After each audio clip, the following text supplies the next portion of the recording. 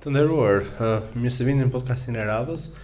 Në fakt, siç e kemi thënë në krye të herës, Mosesh nuk do të jetë vetëm një platformë për të folur mbi ato situatën politike apo mbi situatën e aktualitetit. Shpeshherë do të trajtoj personazhe apo temat të aktualitetit. Një ndër temat të aktualitetit padyshim është muaji i madhërisëm i Ramazanit, i cili fillon prej ditës së nesërme, kur besimtarët musliman në të gjithë vendin, por edhe në gjithë mbar botën, do të kryejnë atë që njihet si një nga ritet më të rëndësishme në botën islame. Për këtë më kam kënaqësinë dhe nderin të kem ftuar Imam Mirel Mazellin, imamin e xhamisë Ebu Bekër në qytetin e Pogradecit. Faleminderit që jeni me mua sot. Në radhë të parë, faleminderit për ftesën. Jam i privilegjuar që ndodhem në studion tuaj dhe nis me një lutje, Zoti ju dhënë sukses, mirësi dhe begati në punën tuaj, e cila është një nga punët që ka lidhje dhe me fenë. Të urdhërosh për të mirë dhe të ndalosh nga e keqja. E nis këtë fjalë me emrin e Zotit të gjithë mëshirës i mëshirëplotit. Falënderimet dhe madhërimet janë për Zotin, krijuesin e gjithësisë. Paqja dhe bekimet e Zotit qofshin mbi të dërguarin e tij, profetin Muhammedin sallallahu alaihi wasallam, mbi familjen e tij, mbi shokët e tij dhe mbi të gjithë ata të cilët e ndjekin dhe pasojnë rrugën e të dërguarit të Allahut deri në ditën e Kiametit. I përshëndes të gjithë besimtarët edhe besimtarët e qytetit tonë me përshëndetjen islame, me përshëndetjen e banorëve të xhenetit. Assalamu alaikum wa rahmatullahi wa barakatuh. Paqet, bekimet, mëshira e Allahut qofshin mbi ju. Është në fakt një nga elementet më të bukura që studiot televizive mund të marrin, aty ku përveç se për toksoren flitet për atë që është mbi atë, pra shpirtëroren dhe atë hynoren. Dhe unë di që ju keni komunikim shumë të mirë, sidomos me mediat, për të përquar fjalën e Zotit, fjalën e Islamit tek të gjithë. Po, është e vërtet, sepse edhe mediat janë ato të cilat janë hallkat e zinxhirit për të përcjell diçka nga feja e Zotit apo nga mesazhet që Zoti i ka drejtuar njerëzimit. Edhe për këtë ju shpreh falënderimet dhe mirënjohjet e mia si hoxha i xhamisë, edhe si besimtar i fesë islame.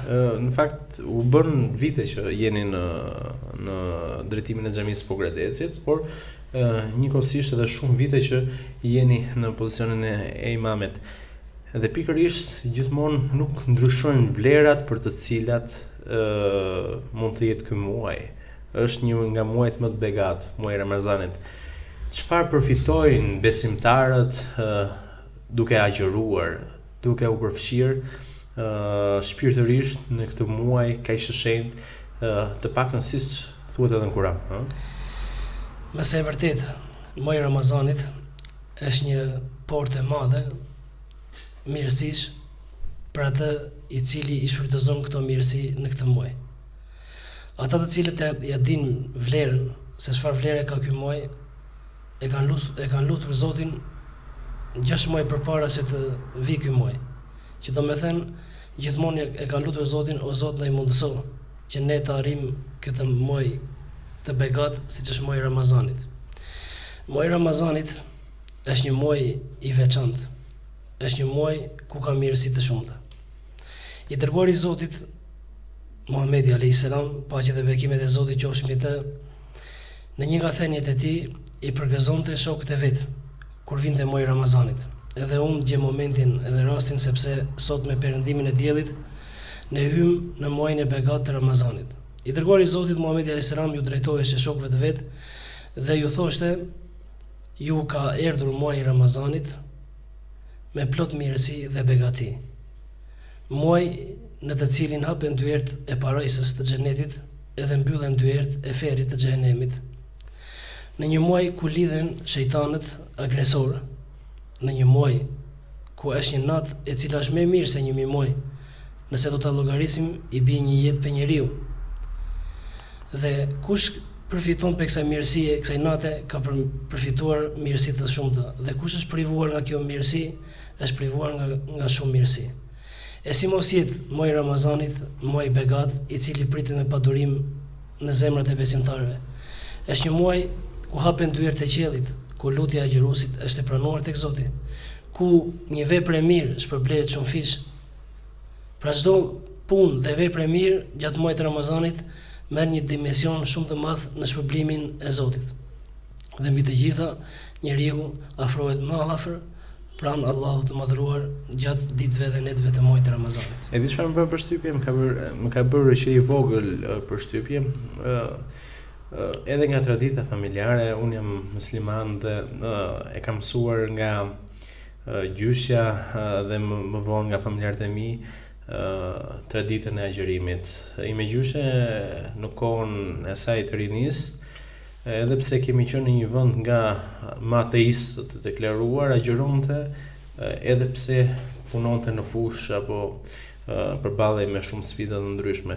Dhe kemi pasur kulturë edhe në niprit më të mëdhenj dhe unë që jam nipi më i vogël i shtëpisë. Por më ka bërë gjithmonë përshtypje një fakt shumë interesant, që sfida e vetme e një besimtari musliman është që të arrijë me shëndet një muaj edhe një Ramazan tjetër. Edhe shpeshherë ajo që urohet edhe ajo që potencohet në shumicën e rasteve është që inshallah kemi mundësi që ta kapim edhe një muaj. Edhe asesi nuk shihet edhe sakrifica që mund bëhet. Askush me se kam parë nuk e konsideron sakrificën. Mëse e vërtet i nderuar Armand, ata të cilët e kanë kuptuar çështjen e adhurimit dhe sidomos agjërimi i muajit të Ramazanit është një prej shtyllave të fesë, ku i dërguari i Allahut Muhamedi sallallahu alaihi wasallam, paqja dhe bekimet e Zotit qofshin mbi të, ka thënë: feja islame është ndërtuar apo është e ngritur mbi 5 shtylla. Shtylla e parë është që njeriu duhet të besojë Zotin e lartësuar, të mos i shoqërojë atij askënd në adhurim, sepse Zoti nuk ka nevojë për adhurimet tona, por ne kemi nevojë për mëshirën, faljen dhe derdhjen e mirësive dhe begative mbi ne. Allahun e madhruar e falenderon çka në qiell edhe çka në tokë. Thjesht po të hedhim një vështrim në krijimin e qiellit dhe tokës, do të shikojmë argumente të shumta, të cilat na tregojnë për krijuesin madhështorin Allahun e madhruar. Pra, të qëndrojmë shtylla e parë e kësaj feje madhështore është që besimtari edhe besimtarja të dëshmojnë se nuk ka Zot tjetër të adhuruar me të drejtë përveç Allahut madhruar dhe se Muhamedi është rob profet i dërguar i Allahut. Shtylla e dytë është falja e namazit, ku Zoti na thret dhe kërkon prej nesh që të adhurojmë atë 5 herë në ditë. Shtylla e tretë është dhënia e zakatit, nxjerrja e pasurisë, një pjesë e pasurisë e cila u shkon njerëzve të cilët janë në nevojë, dhe shtylla e katërt, për të cilën sot jam i ftuar, është shtylla e agjërimit të Ramazanit. Dhe e pesta është vizita e Qabes, e shtëpisë së shenjtë, një herë në jetë, nëse ke mundësi. Po. Tani besimtari kur i lexon dhe i kupton shumë mirë se cilat janë shtyllat e fesë, cilat janë kërkesat që Zoti kërkon prej këtij njeriu të cilin e ka sjellë në jetën e kësaj bote, i ka vendosur tashmë objektivat se ku do të arrijë. Objektivat e besimtarit janë që besimtari të kënaqë Zotin, të nxitojë për punë dhe për vepra të mira. Për agjërimin, Zoti i lartësuar thot në Kur'an: o ju që keni besuar, ju është bërë detyrë, obligim agjërimi i muajit të Ramazanit, ashtu siç u ishte bërë obligim edhe popujve të cilët kanë qenë përpara jush, me qëllim që ju të bëheni të devotshëm. Edhe do ndaloj pak në ajo historia sapo më tregove për gjyshen Zoti e pas mëshiruar, e cila ka agjëruar në kushte të vështira, siç kanë agjëruar shumica e njerëzve në ato vite, sepse sot, fal Zotit, mirësisë së Zotit, mëshirës së Zotit, kushtet janë rregulluar më së miri. Sot jetojmë me kondicioner, nuk kemi atë lodhje siç kanë patur brezat e parë. Po çfarë do të them dhe do të theksoj te kjo pikë, sepse ata njerëz e kanë kuptuar se çfarë do të thënë ta agjërosh për Zotin. E kanë kuptuar objektivin se ku kanë dashur të arrijnë, dhe lutë Allahun t'ia ketë pranuar e të na pranoj agjërimin edhe të gjithë punët dhe veprat e mira. Në një vend kur vendoset objektivi që duhet të arritur mëshira, kënaqësia e Zotit, xhenetet e larta, nuk të duket asgjë e vështirë. Ta agjërosh Ramazanin në mes të korrikut, ta agjërosh Ramazanin edhe tash në këtë kohë kur neve jemi. Pra, kur e kupton dhe mediton se çfarë mirësie dhe çfarë begatie ka plotësimi i këtij adhurimi, çdo gjë është e lehtë dhe nuk është e vështirë. E kanë më të lehtë besimtarët agjërimin në këtë periudhë të vitit, është dita pak më e shkurtër dhe klima është pak më e favorshme, Faktikisht në momentin ku i bie Ramazani si vjet, është i favorshëm. Po do të them, do të ta përsëris atë që thash pak më përpara, për besimtarët, nuk është e vështirë as pak, sepse e kuptojnë se çfarë do të thënë agjërimi. Madje ata 6 muaj e lutin Zotin, o Zot na i prano. O Zot na i mundësoj që të arrijmë agjërimin e muajit Ramazanit. Dhe pasi e kryen këtë adhurim, pasi e kanë kryer agjërimin e Ramazanit, 6 muaj e lutin Zotin, o Zot na i prano këtë agjërim. Kjo është gjendja e besimtarit. Jo, është të paktën besimi në Zot dhe predikimi i të gjitha këtyre shtyllave që ti përmende, është një element ushqim për shpirtin. Nëse ne ushqihemi 5 herë në ditë apo 2 herë në ditë me ushqim për të mbushur barkun, është ajo gjë që do të mbushim edhe shpirtin, me pak më shumë njerëzillëk.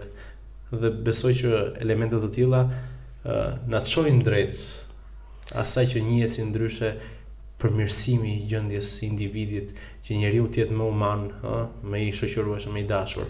Është ky moment, ai moment që afron më shumë jo vetëm besimtarët, por edhe vetë qytetarët në vetvete me njëri tjetrin. Faktikisht, e gjithë jeta e besimtarit është mirësi. Edhe Zoti i lartësuar, i qofshin fal, mëshira e tij është shumë e madhe. Ka lënë kohë edhe sezone me qëllim që njeriu të karikohet, të ushqej shpirtin e tij. Dhe ne kemi namazet ditore. Jo se është vetëm agjërimi, po kemi namazet ditore. 5 herë në ditë ne takohemi me Zotin e lartësuar. Sepse jemi qenie sociale, edhe gabojmë, edhe ngarkojmë veten tonë me gjunahe. Aman, si na ka mësuar mësuesi i njerëzimit i dërguari i Zotit Muhamedi sallallahu alaihi wasallam, ka thënë nga namazi në namaz, nga falja në falje, nga xhumaja në xhuma, Allahu i madhruar i fal gjunahet. Dhe falja e gjunave do të thënë ushqimi i shpirtit dhe ngritja e gradave lart tek Zoti. Aman agjërimi është i veçantë nga të gjithë muajt. Për vetë faktin sepse sevapet, shpërblimet që ka përgatitur Allahu i madhruar për agjëruesit janë të pakufishme, nuk kanë kufi. E ka thënë i dërguari Allahu sallallahu alaihi wasallam në një hadith të shenjtë ku Allahu i madhruar thotë çdo punë, çdo vepër e birit të Ademit është për te. Kurse agjërimi është për mua dhe unë për agjërimi shpërblej pa mas.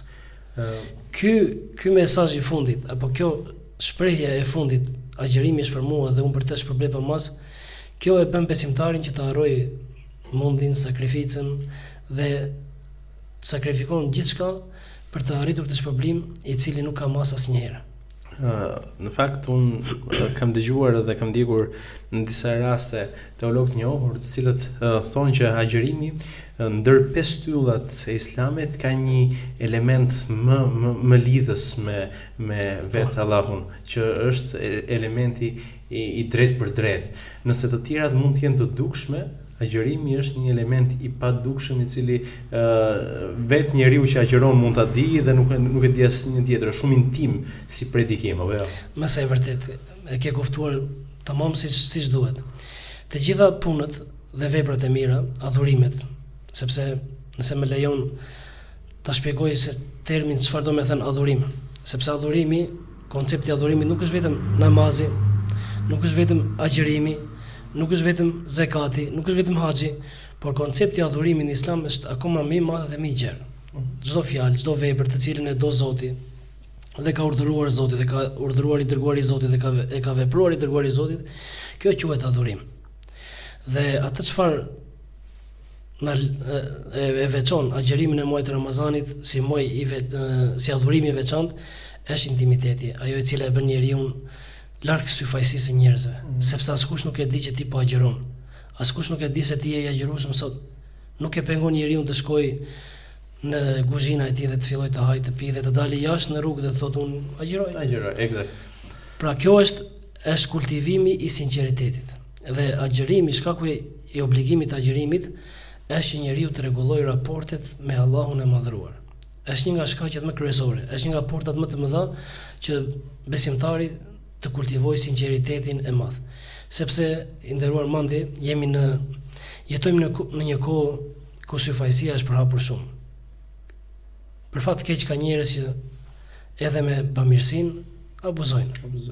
Duke bërë një foto dhe duke e shpërndarë atë në rrjetet sociale apo në mediat, kurse agjërimi nuk ka gjatë këtij. O do agjerosh për Zotin o nuk agjeron dot fare. Edhe kjo është mirësi që Zoti i lartësuar e ka veçuar që besimtari të reflektojë, të rregullohet dhe të lartësohet me anë të këtij adhurimi madhështor.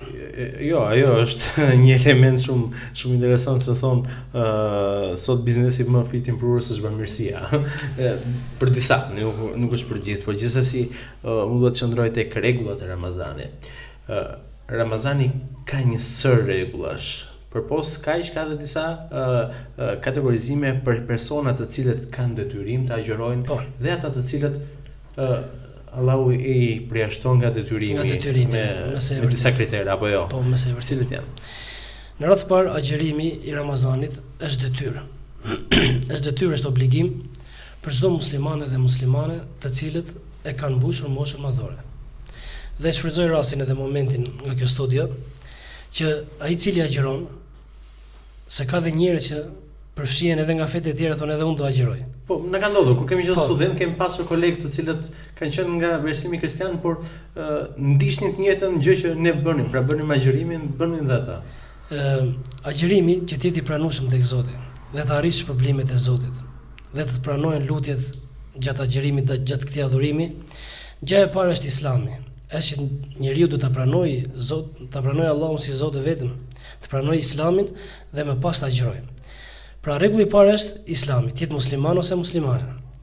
Dhe ku e gjem argumentin për këtë adhurim? Allahu i madhruar në kapitulli apo në sura Bekare, në Kur'anin famullar, ajeti 183, thotë: "Ya ayyuhalladhina amanu kutiba alaykumus siyamu kama kutiba alal ladhina min qablikum la'allakum tattaqun." Allahu i madhruar në ky verset kuranor i drejtohet besimtarëve të tij. Sepse shpesh apo në disa ajete në Kur'an u drejtohet thotë o ju njerëz. Kurse në ky ajet, në ky verset i cili ka lidhje me agjerimin e muajit të Ramazanit, i drejtohet Allahu i madhruar o ju besimtarë. O ju të zgjedhurit e mi, sepse besimtari që e beson Allahun është i zgjedhur i Zotit. Sepse edhe besimi në Zot është Allahu i cili udhëzon njerëzit dhe ju hap zemrat dhe i bën për besimtarëve të tij. Dhe Zoti thotë o ju që keni besuar, agjerimi i Ramazanit ju është bërë detyrë, është bërë obligim, ashtu siç ka qenë edhe për popullin përpara jush, me qëllim që ju të bëheni devotshëm. Pra rregulli i parë është detyrë për çdo musliman edhe muslimane, të cilët kanë hyrë në moshën madhore, të agjerojnë muajin e Ramazanit. Një 14-15 vjeçar mundej që ta agjerojë? Në Islam neve kemi që një fëmijë i cili është mbi moshën 7-8 vjet, është mirë të stërvitet, ta agjerojë një ditë, ta agjerojë gjysmë ditë, ti themi që ta stimulosh të mësohet me këtë. Pse? Sepse agjerimi nuk është vetëm nuk ka vetëm dobi shpirtërore që të ngret tek Zoti, por agjerimi ka dobi edhe shëndetësore. Dobit e agjerimit janë të shumta. Rregulli tjetër, detyrë e ka çdo muslimane dhe muslimane, të cilët kanë hyrë në moshën madhore. Përjashtohen këta fëmijët të cilët nuk kanë hyrë në moshën madhore, por fëmijët e vegjël thamë që ti stimulojmë, ti mësojmë ta agjerojnë nga një ditë, ose ata që janë më të vegjël, sikur edhe gjysmë dite, me qëllim që ta kuptojnë edhe ata mirësinë dhe rëndësinë e këtij muaji të begatë siç është muaji i Ramazanit. Eksakt. Po përveç këtyre, për shembull, prindrit e mi janë me barna, duhet të konsumojnë gjithë disa herë në ditë barna. Islami nuk ka kur ka ardhur nuk na ka lënë as edhe një gjë pa na sqaruar. Po çdo gjë na ka sqaruar dhe na ka sjellë në mënyrë më të lehtë për ta kuptuar. Dhe Islami nuk ka ardhur që të dëmtojë shëndetin e njerëzve. Islami ka ardhur që të rregullojë raportet njeri-Zot edhe në raportet me njerëz. Madje edhe muaji i Ramazanit, një nga shkaqet e agjerimit të muajit të Ramazanit është që njeriu të rregullojë raportet e tij me Zotin në mënyrë vertikale dhe të rregullojë raportet e tij në mënyrë horizontale me njerëzit.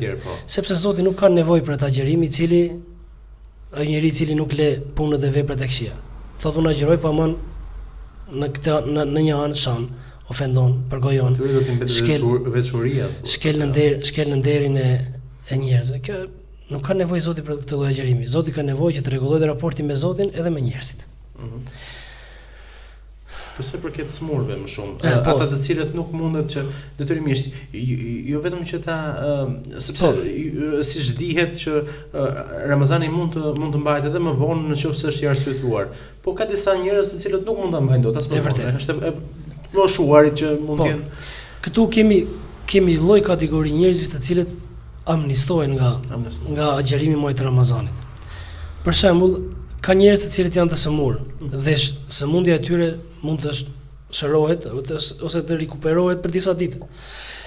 Ky i cili është i sëmurë e ndërpret agjerimin për aq ditë sa ka marrë mjekimin dhe këto ditë të cilat i ka lënë gjatë muajit i zvendëson pasi ka mbaruar muaji i Ramazanit për aq ditë sa ka lënë. Kurse një kategori tjetër të cilët e kanë sëmundjen të vazhdueshme dhe nëse i lënë mjekimet, medikamentet, atyre u përkeqësohet gjendja, këta nuk e kanë detyrë agjerimin e Ramazanit, por këta kanë detyrë ta kompensojnë agjerimin me ushqim, duke ushqyer një të varfër çdo ditë të Ramazanit. Gjëmëre. Pra, ata që s'kan mundësi, ata që janë edhe të sëmurë, por edhe kanë pa mundësi financiare. Ata të cilët nuk kanë mundësi janë të falur tek Zoti, sepse Zoti nuk e ka sjellë të fe që t'i mundojë njerëzit e t'i vështirësoj. Kjo bëhet fjalë për ata të cilët i kanë mundësi, ta kompensojnë dhe ta marrin shpërblimin e agjerimit. Ka një program i cili bëhet më intensiv, bëhet më fokusuar gjatë muajit të Ramazanit, gjatë muajit që agjerohet, edhe besimtarët mbase mbushin më tepër se zakonisht xhamiet. Çfarë përmban ky program? Mëse e vërtet ditët e Ramazanit janë ditë të cilat ikin shumë shpejt. Allah i madhruar thot në Kur'anin famëlar e yemen ma'dudat. Që do me thënë ditë të cilat ikin shumë shpejt. Njeriu hyn në fillim të Ramazanit dhe vetëm se kur e shikon veten në fund të Ramazanit. Por po sjell një shembull nga jeta e përditshme, një biznesmen apo një tregtar i cili do që të ketë fitime sa më të mëdha, ai bën një plan pune, bën një program pune, bën një projekt. Çfarë duhet të bëj që të arrijë fitime sa më të mëdha. Kurse për ne besimtarët është akoma edhe më e madhe dhe më e detyrueshme kjo punë e projektit të Ramazanit apo e programit të Ramazanit. Duhet të theksoj diçka që në muajin e Ramazanit shpërblimi shumëfishohet. Vlera e namazeve vullnetare, suneteve që i themi ne, kapin shpërblimin e farzave gjatë jashtë Ramazanit.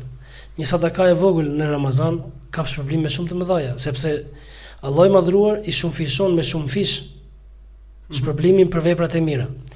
Dhe shfrytëzoj rastin dhe momentin nga kjo studio që besimtarët, sepse jemi në prag të Ramazanit dhe sot me perëndimin e diellit ne hym në muajin e Ramazanit, besimtarët do të bëjnë një program, do ta kishin bërë, por nëse nuk e kanë bërë, janë akoma në kohë për ta bërë. Namazet vullnetare është mirë t'i falin në xhami, në xhamia më afër që kanë, të prezantojnë në faljen e namazeve me xhamat. Me bashkësi. Përveç namazeve, ata duhet të shtojnë edhe namazet vullnetare, sepse namazet vullnetare janë ato të cilat bën shkak që njeriu të pastrohet nga shpirti dhe të afrohet sa më shumë tek Allahu i madhruar. Të vej program ditor që të lexojë nga libri i Zotit, sepse Kurani famëlar, kushtetuta e muslimanit, ka zbritur pikërisht në muajin e Ramazanit, ku Allahu i madhruar thot shehru Ramadan alladhi unzila fihi al-Quran, muaji i Ramazanit në të cilin ka zbritur Kurani. Dhe leximi i Kuranit në muajin e Ramazanit ka shpërblime shumë të mëdha. I dërguari i Zotit Muhamedi alayhis salam thot nuk për çdo shkronjë që besimtari lexon shpërblehet me 10 të mira, me 10 sevabe. Nuk them, po them shkronjat arabe elif lam mim një shkronjë, po them elif i shkronjë, lam i shkronjë edhe mim i shkronjë. Për çdo shkronjë që ti e lexon nga libri i Allahut, ti shpërblehesh me 10 të mira deri në 700 mira, deri në 700 të mira edhe shumë fish për atë që do Allahu i madhruar. Dhe si mos gëzohet besimtari dhe si mos të bëjë një program për këtë Ramazan. Tjetër program apo projekt për Ramazanin, besimtari duhet që çdo ditë të Ramazanit të vendosi diçka të vogël për mirësive që Zoti ka dhënë, për pasurisë. Për pasurisë, po. Qoftë edhe 20 lekë të vjetra apo 50 lekë të vjetra, ti japi sadaka. Në fund të muajit bëhen po them 1500 lekë të vjetra. 1500 lekë të vjetra nuk janë as pak, po ama e varfërojnë, por ama e vlerësojnë. Por tek Allahu i madhruar ajo shpërblehet shumë fish. Dhe kjo është mirësi e Ramazanit. Tjetër program Ramazani janë të shumta për efekt të kohës po përmendim disa. Patjetër. Besimtari të shtojë lutjet në përfundimin e ditës së Ramazanit. Për shembull, në kohën kur çelim iftarin gjysmore, të shkojmë në xhamia ku e kemi xhamin më të afërt, të veçojmë vetë dhe të fillojmë të kërkojmë Zotit, sepse Zoti gëzohet shumë kur ne i kërkojmë atij. Edhe sikur t'i kërkojnë të gjithë njerëzit, që nga njeriu i parë deri tek njeriu i fundit, nuk i mbarojnë mirësitë e Zotit asnjëherë. Dhe në ato momente kur lutja është e pranuar tek Allahu i Madhëruar në kohën e çeljes së iftarit, besimtari i drejton duart lart nga qielli dhe e lut Zotin, o Zot, më prano agjërimin. Madje do ta përmend këtë lutje, është lutje e shkurtër dhe shpresoj që teleshikuesit them se do ta mbajnë mend. I dërguari i Zotit Muhamedi sallallahu alaihi wasallam gjithmonë e lutte Allahun e Madhëruar me këtë lutje. Allahumma innaka afuun tuhibbul afwa fa'fu anni. O Zoti im, ti je falës. Pra Allahu i Madhëruar është falës, ai i cili i fal i fshin të gjitha gjunahet që njerëzit kanë bërë. O Zoti im, ti je falës, e do faljen. Zoti e do faljen shumë. Më fal mua. 3 lutje. O Zoti im, ti je falës, e do faljen, më fal mua. Kjo le të jetë motoja e çdo iftari, të çdo besimtari gjatë çeljes së iftarit. Madje nuk duhet t'i harrojmë ata të cilët kanë sakrifikuar shumë për ne, prindrit tanë, me lutje. E qartë, ka disa elemente të tjera të cilat duket se, për shembull, ka disa besimtarë të cilët jo gjithmonë predikojnë, jo gjatë gjithë vitit predikojnë, por agjërojnë muajin e Ramazanit, Po. Zakonisht rritin edhe vizitat në xhami gjatë këtij muaji. Për këtë do të ketë shpërblim të njëjtë, si çfarë thuhet realisht, apo ndonjëherë edhe vetë Ramazani pa namaz nuk është i vlefshëm. Shpeshherë diskutohet, a na vlen që ne ta agjërojmë nëse nuk falim namazin? I nderuar Armand, gjëja e parë unë do të them që njeriu duhet ta besojë Zotin si Zot vetëm. Dhe kjo është baza, themeli i të gjitha adhurimeve. Besimin e Zotit, dashurinë e Zotit, respektin e Zotit nuk duhet ta përziej me adhurime të kota. Sepse nëse njeri e përzien besimin e Zotit, po them, me gjëra të cilat Zoti na ka ndaluar, të vetë të adhurojë një varr, të adhurojë një kryq, të adhurojë një të vdekur, Zoti nuk ka nevojë për këtë lloj adhurimi. Nuk ka nevojë as për agjërimin dhe as për namazin e tij. Pra, e para është që besimtari duhet ta ruajë njësimin e Zotit. Pastaj, nuk kemi ne ata që mbyllim dyert e shpërblimit të Zotit. Allahu i Madhëruar shpërblen, është bujar i madh, është mëshirues i madh.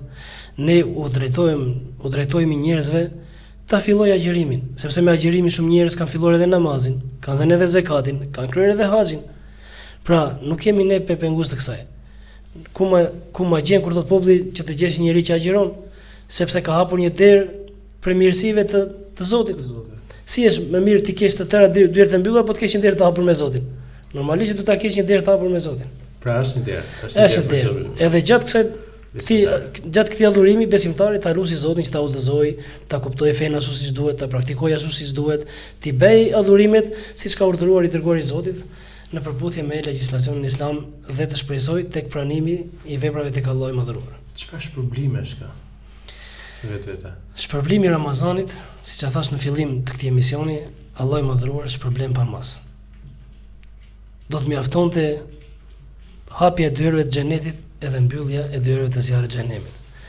Por nuk mbarojnë këtu. I dërguari i Allahut, Muhamedi sallallahu alaihi wasallam, në një hadith të tij, thotë: çdo natë për Ramazani, Allahu i Madhëruar liron njerëz nga zjarri i xhenemit. Lut Allahun e Madhëruar të mbaj mua, ty dhe gjithë besimtarët për të liruar nga zjarri i xhenemit. Dhe kjo ndodh çdo natë për Ramazani.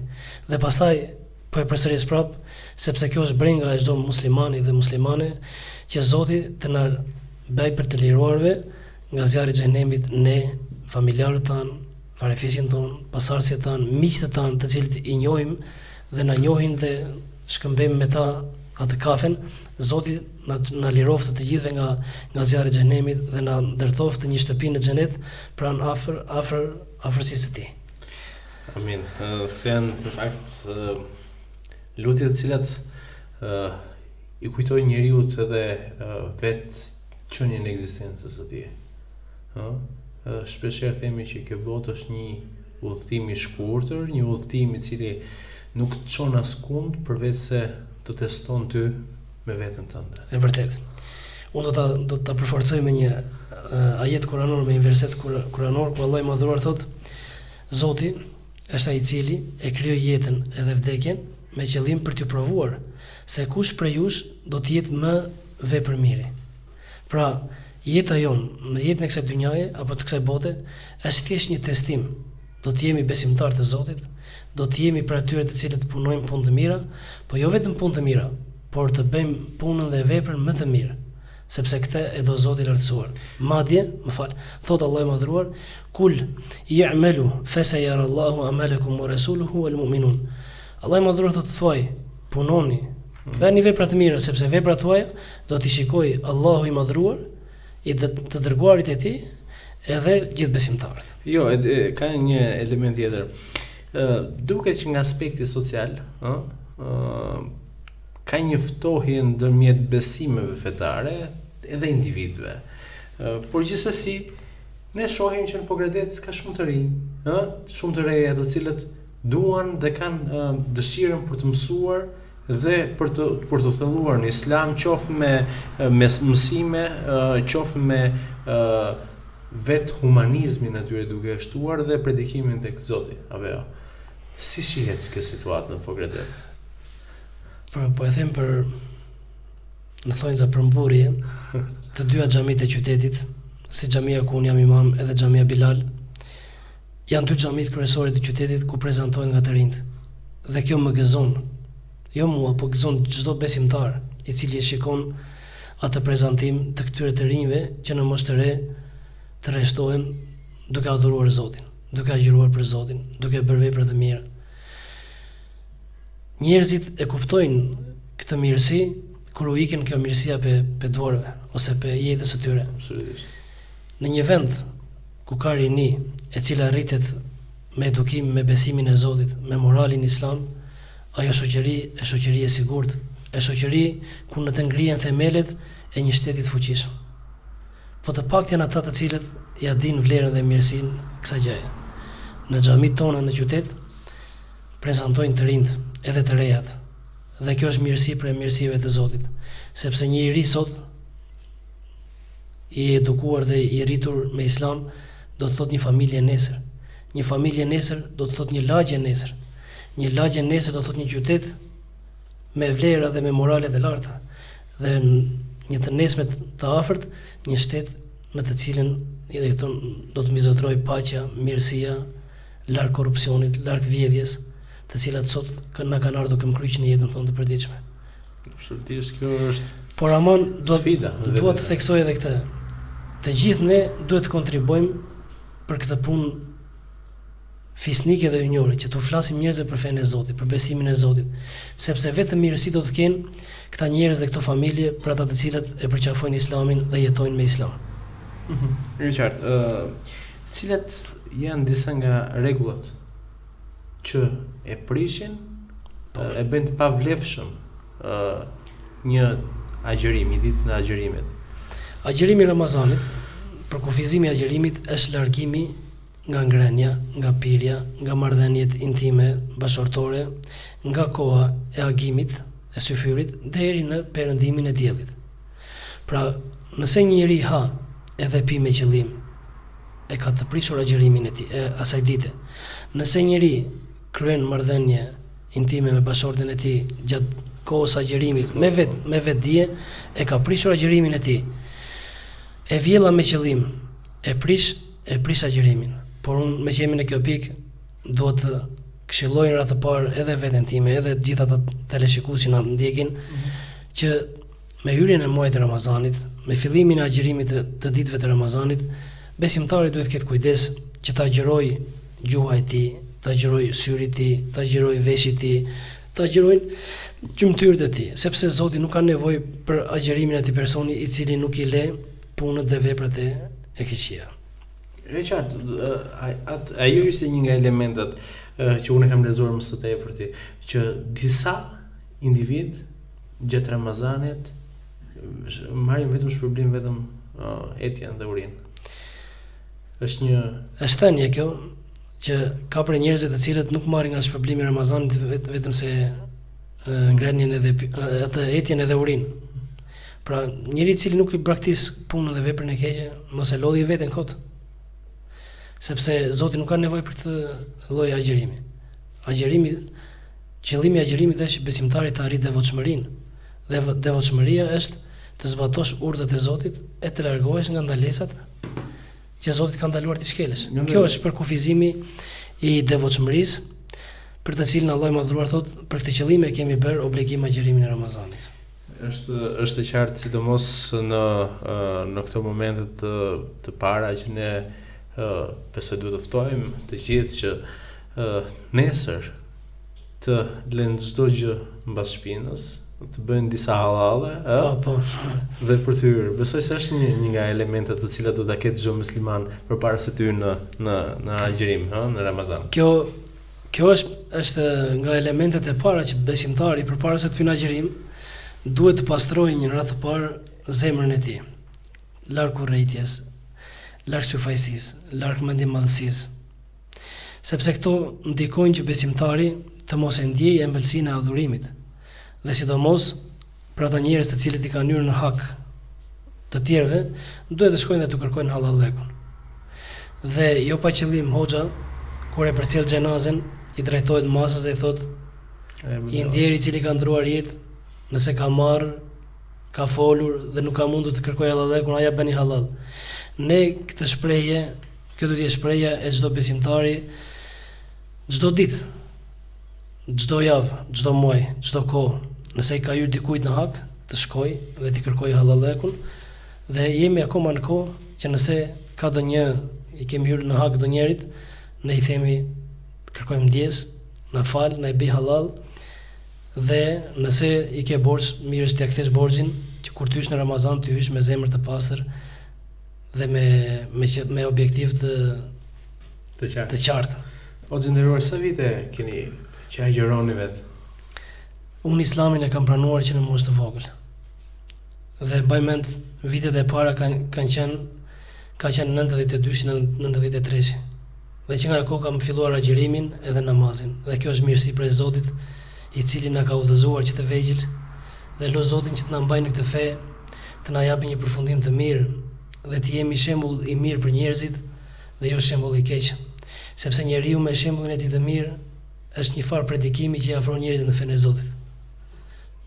Kur e shikon mbase tani edhe sofrën e iftarit, që besoj shumicën e rasteve e shtron edhe në familje brenda, si ndihesh? A ndihesh që e ke plotësuar një objektiv tënde personale për një lidhje kaq të fortë shpirtërore? I nderuar Armand, agjërimi i Ramazanit nuk është vetëm thjesht që besimtari rregullon raportet me Zotin, apo thjesht po përmbush një nga shtyllat e fesë islame. I lavdëruar është Allahu i Madhëruar, të cilat adhurimet i ka bërë me koncepte të mëdha kuptimi. Agjërimi i Ramazanit, ose mund ta themi agjërimi dhe familja, është një gjurmë që le në jetën e besimtarit gjatë Ramazanit. Jetojmë në një kohë ku njerëzit janë të shqetësuar me punë, ikën në mëngjes, kthehet në darkë, i kapaj rutina e përditshme. Agjërimi është një rregullator i cili të mban lidhur ngushtë me familjen. Ngrihesh në kohën e syfyrit, ha bashk. Vjen koha e çeljes së iftarit, mblidhesh bashkë në një tryezë. Dhe kjo është një mirësi e agjërimit. Dhe bashkë as në vitit nuk e shijon më shumë se këtë muaj të Ramazanit. Jo, agjërimi i Ramazanit është mirësi shumë e madhe. Dhe ne të rrim gjithë natën të flasim rreth këtyre mirësive, nuk do t'i mbarojmë. Pra agjërimi dhe familja, agjërimi dhe individi, agjërimi dhe bashkësia islame. Ne gjatë agjërimit të Ramazanit, muslimanët mbledhin ose më mirë ta them, i bashkojnë ato sadakat e tyre dhe shtrojnë një iftar të çelin së bashku. Ku ka më mirë se të ulesh me ata njerëz të cilët i do dhe të duan. Je i rojtur për tyre dhe ata janë të rojtur për teje. Nuk i shkel në nderin e tyre dhe nuk të shkelin në nderin tënd. Kjo është e bukur e Islamit, e bukur e agjërimit, e bukur e adhurimeve në fenë islame. Është diçka shumë e bukur, të paktën kur i diskuton.